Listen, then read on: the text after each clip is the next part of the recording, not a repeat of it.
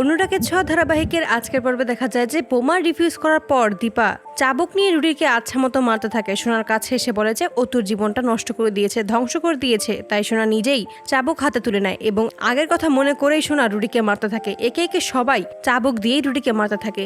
রুডিকে তখন দীপা জিজ্ঞেস করে কুন্তলা কোথায় আছে। রুডি তখন বলে দেয় গোডাউনে আছে। পুলিশ তখনই রুডিকে ধরে নিয়ে গোডাউনের উদ্দেশ্যে চলে যায়। কুন্তলা অপেক্ষা করতে থাকে রুডির আশায়। রুডি সেখানে আসলে কুন্তলা বলে যে কি হয়েছে তোমার, কিন্তু রুডি কোনো উত্তর দেয় না। অবাক করে বলে যে আপনারা সবাই এখানে আসুন। সেনগুপ্ত পরিবারের সকলকে যখন নিজের চোখের সামনে দেখতে পায় তখন অবাক হয়ে যায় কুন্তলা। রুডি তখন বলে যে এই মহিলাই আমাকে ফাঁসিয়েছে, ওনার সমস্ত কথা শুনেই আমি এমনটা করেছি। উনি আমার মনের ভিতরে হিংসা জাগিয়ে দিয়েছে, আগুন জ্বালিয়ে দিয়েছিল।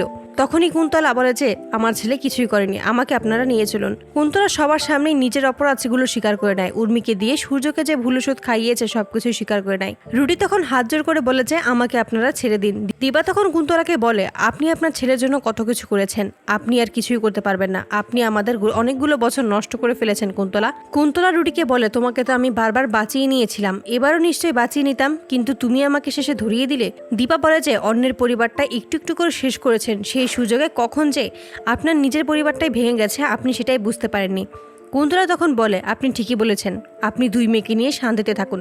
যদি পুনর্জন্ম হয় তাহলে আমি চাইবো আমার যেন কোনো সন্তান না হয়। দীপা তখন পুলিশকে বলে ওদেরকে অ্যারেস্ট করে নিয়ে যাওয়ার জন্য। রুডিকে যখন ধরে নিয়ে যাবে তার আগে রুডি সুযোগ বুঝে একটা ইঞ্জেকশন বের করে এবং দীপাকে ইঞ্জেকশনটা পুশ করে দেয়। আর পাগলের মতো চিৎকার করে বলতে থাকে যে আপনার জীবনেও আর শান্তি আসবে না, আপনিও শেষ অবধি শান্তি দেখে যেতে পারবেন না। এই বলে হাসতে থাকে।